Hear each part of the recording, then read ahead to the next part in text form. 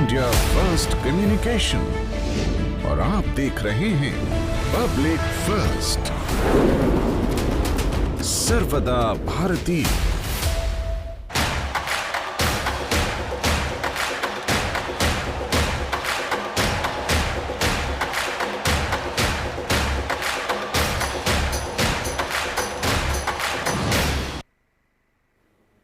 नमस्कार, मैं हूं आशुतोष और आप देख रहे हैं पब्लिक फर्स्ट, सर्वदा भारतीय।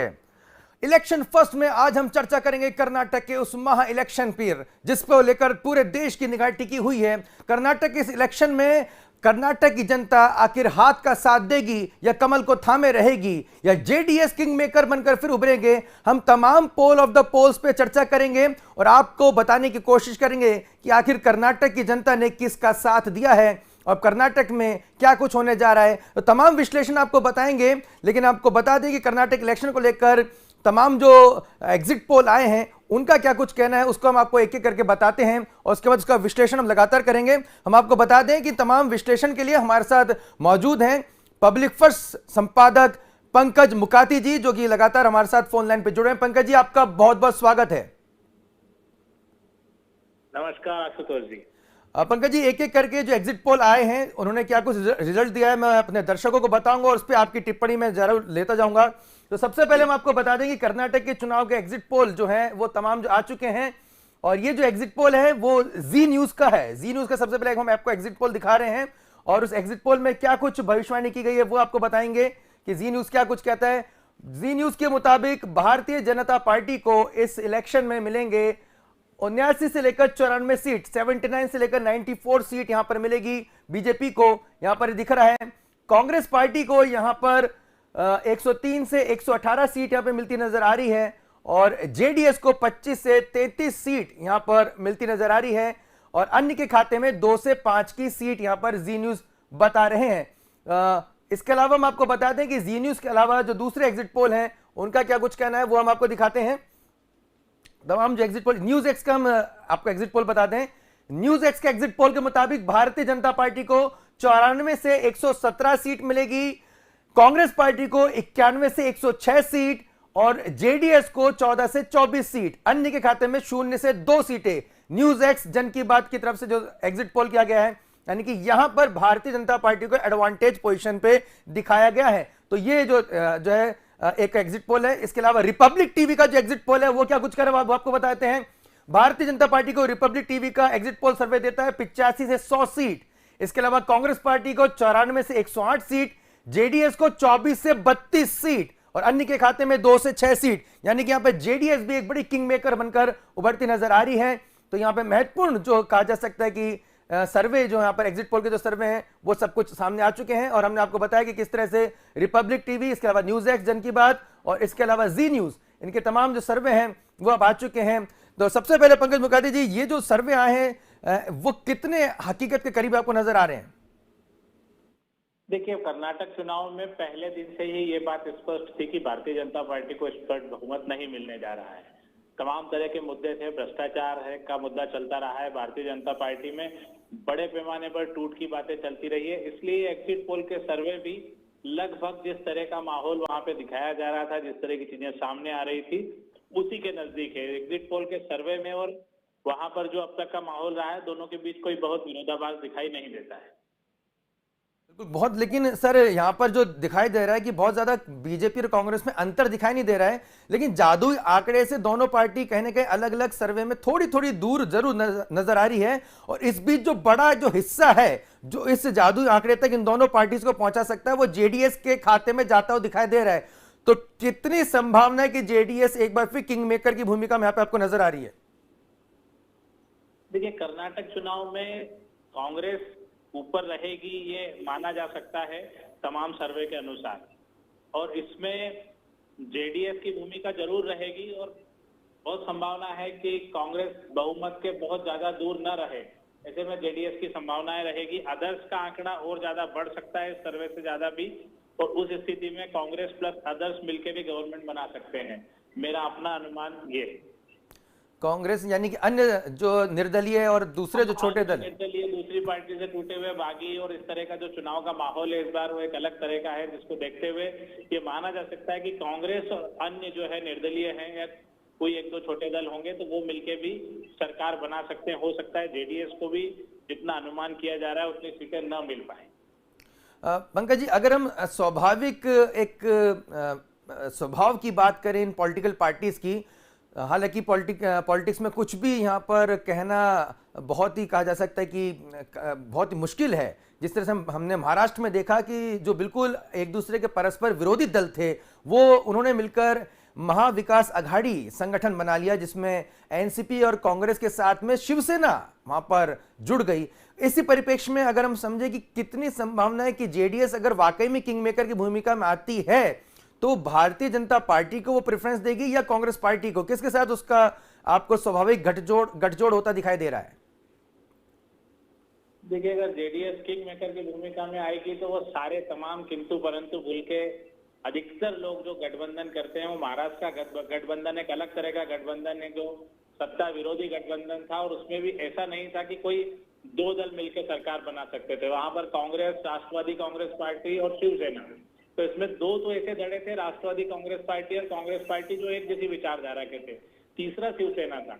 यहाँ पर चूंकि कांग्रेस या बीजेपी दो में से एक को चुनना है जेडीएस को, और ऐसे में बहुत संभावना है कि सत्ता के साथ जाने, डबल इंजन की सरकार जैसी बातें और तमाम नारे, प्रलोभन और चीजों के साथ जेडीएस बीजेपी के साथ जा सकता है बजाय कांग्रेस के साथ जाने के। या तो कांग्रेस स्पष्ट बहुमत लाए तो सरकार बना पाएगी, या अगर बहुमत नहीं ला पाती है तो उसके लिए थोड़ा सा मुश्किल यहाँ पर हो सकता है। पंकज जी, ये भी आपसे समझना चाहेंगे क्योंकि भारतीय जनता पार्टी मुख्यमंत्री की कुर्सी को लेकर थोड़ी कंजूसी बरतती है और चूंकि वो पहले से सत्तारूढ़ दल में है और वो चाहेगी कि अगर गठबंधन भी होता है तो मुख्यमंत्री की कुर्सी उनके पास में रहे, लेकिन ये स्थिति हम कांग्रेस पार्टी के साथ नहीं देखते हैं। वो ये इनके प्रकार किसी भी तरह से उसका मेन जो मोटिव रहता है वो ये रहता है कि किसी भी तरह से भारतीय जनता पार्टी को रोका जाए। उसके लिए वो मुख्यमंत्री कुर्सी कहीं ना कहीं सहयोगी दल से जिसके साथ वो गठबंधन करना चाहती है उसे भी ऑफर कर देती है, जैसा कि हमने महाराष्ट्र में देखा एक बार फिर से उदाहरण के तौर पर। ऐसी स्थिति में अगर जेडीएस वाकई में किंग मेकर की भूमिका में आती है तो मुख्यमंत्री की कुर्सी का लालच तो जेडीएस को भी रहेगा। ऐसी स्थिति में किस तरह की संभावना आप देख रहे हैं? जी, ऐसी संभावनाएं कर्नाटक में फिलहाल दिखाई नहीं देती कि जेडीएस इतनी बड़ी भूमिका में आ जाएगा कि वो सरकार बनाने लग जाए। अब एकदम ऐसी त्रिशंकु स्थिति बन जाए तो वैसे आप देख सकते हैं कि झारखंड में एक सीट जीतने के बाद भी एक आदमी मुख्यमंत्री बन जाता है अगर रोकने की बात चलती है, तो वो तो बहुत ही मतलब ऐसी बात है कि राजनीति में कुछ भी हो सकता है। लेकिन अगर सही ढंग से इसको एनालिसिस करें तो जेडीएस इस भूमिका में नहीं आ पाएगा कि वो मुख्यमंत्री पद की दावेदारी कर पाए। जेडीएस भूमिका आपको दिखाई नहीं दे रही है, लेकिन अगर कहा जाए कि जो जिस तरह का मतदान हुआ है, करीब 65% के आसपास मतदान बता रहे हैं, शुरुआत में काफी स्लो मतदान हुआ था, लेकिन उसके बाद थोड़ी बहुत झड़प के बीच में भी मतदान का प्रतिशत काफी बड़ा है। अगर प्रतिशत को देखते हुए समझा जाए तो किस तरह के रुझान जाते दिखाई दे रहे हैं आपको?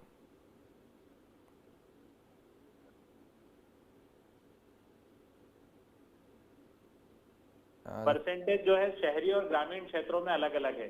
शहरी क्षेत्रों के लोगों को मेरे को लगता है कि बेंगलोर या जो बड़े शहर हैं उनके साथ इस तरह की कोई परेशानी नहीं है, तो वो बहुत हद तक मतदान में कम भाग लेते हैं या ज्यादा भाग लेते हैं, लेकिन वो किसी भी दल के साथ अपनी विचारधारा के साथ जाते हैं। लेकिन जो ग्रामीण इलाके हैं, जो कस्बाई इलाके हैं या छोटे शहर हैं, वहां पे राजनीतिक प्रभाव करती है और वो बदलाव के लिए वोट देते हैं। इससे परसेंटेज जब ओवरऑल परसेंटेज निकल के आएगा कि शहरी इलाकों में कितना है, ग्रामीण में कितना है और रूरल अर्बन दोनों का मिक्स वाला कितना है, उसके बाद ही इसमें किसी तरह की चीज समझ में आएगी। अभी जो ओवरऑल परसेंटेज निकाला जाएगा उससे बहुत किसी नतीजे पे जाना बहुत आसान नहीं है।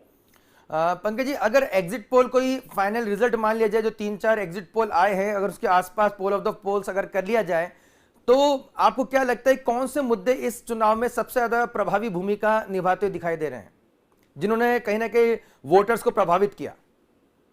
देखो, वोटर्स को प्रभावित दो तीन चीजों ने किया। एक तो भारतीय जनता पार्टी के नेतृत्व का अभाव, वहां पर 3-4 अलग अलग धड़े होना, जातिगत रूप से बंटवारा होना वोटों का। दूसरी बात, कहीं ना कहीं आप उसको माने या ना माने, राहुल गांधी की भारत जोड़ो यात्रा का अगर 1% भी अगर चुनाव में असर पड़ता है तो उसका असर वोट में 1% काफी बड़ा मायने रखता है। हो सकता है कि यहाँ पर वोटिंग में किसी को ज्यादा कम मिले, दोनों पार्टियों को लगभग आधा 1% का वोट का अंतर रहे। तीसरा बड़ा मुद्दा कर्नाटक में भ्रष्टाचार का रहा है कि क्योंकि अलग अलग मुख्यमंत्री बनते रहे हैं, त्रिशंकु चीजें रही है और भ्रष्टाचार बड़े पैमाने पर रहा है और जिसको बकायदा बार बार बताया भी गया है विपक्षी दलों द्वारा। ऐसे भ्रष्टाचार प्लस जातिगत समीकरण, धार्मिक समीकरण और इसके अलावा भाजपा में किसी नेतृत्व का न होना और बड़े स्तर पर सैबोटेज होना, ये एक बड़ा मुद्दा इस पूरे चुनाव में रहा है। कांग्रेस के पास तो कुछ रहा ही नहीं है, उनके पास इस तरह के लोग नहीं रहे और उनके पास कुछ लोग जुड़े हैं।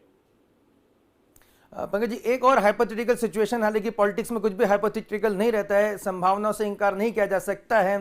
तोड़फोड़ की राजनीति अब भारतीय डेमोक्रेसी का एक अभिन्न हिस्सा सा बनती जा रही है और हर चुनाव के बाद हम दल बदल, तोड़फोड़ ये देखते हैं, पाला बदलने की जो है सियासत देखते हैं।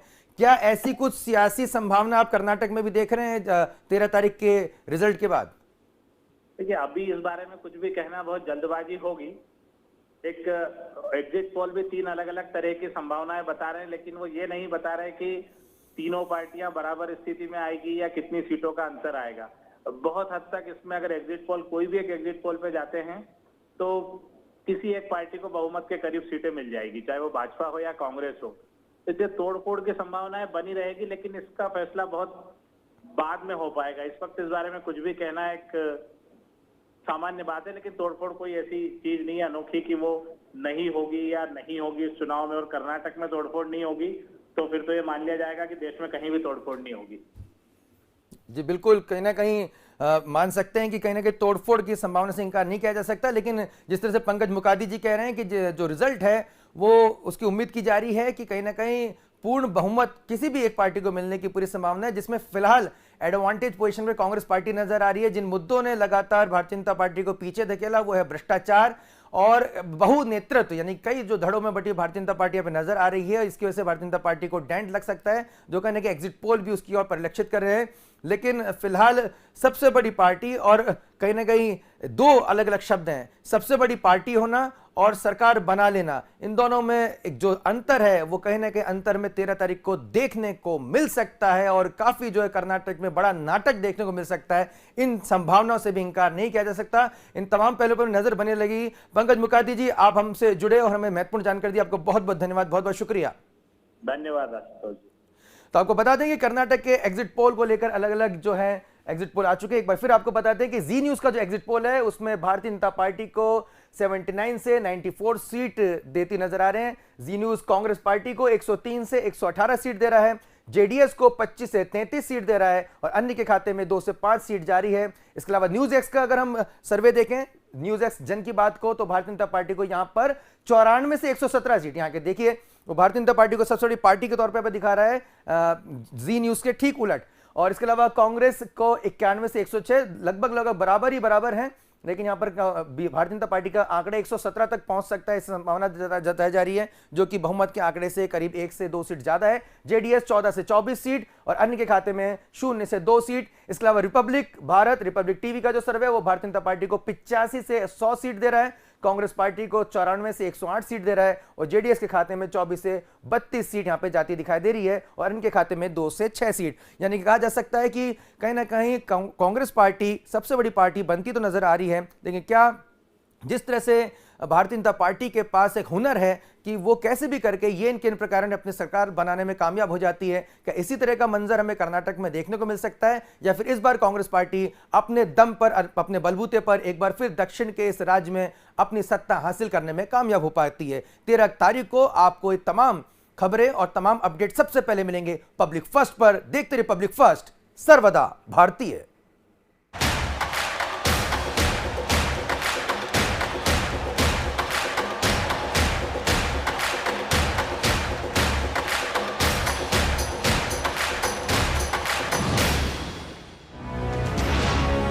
ये है इंडिया फर्स्ट कम्युनिकेशन और आप देख रहे हैं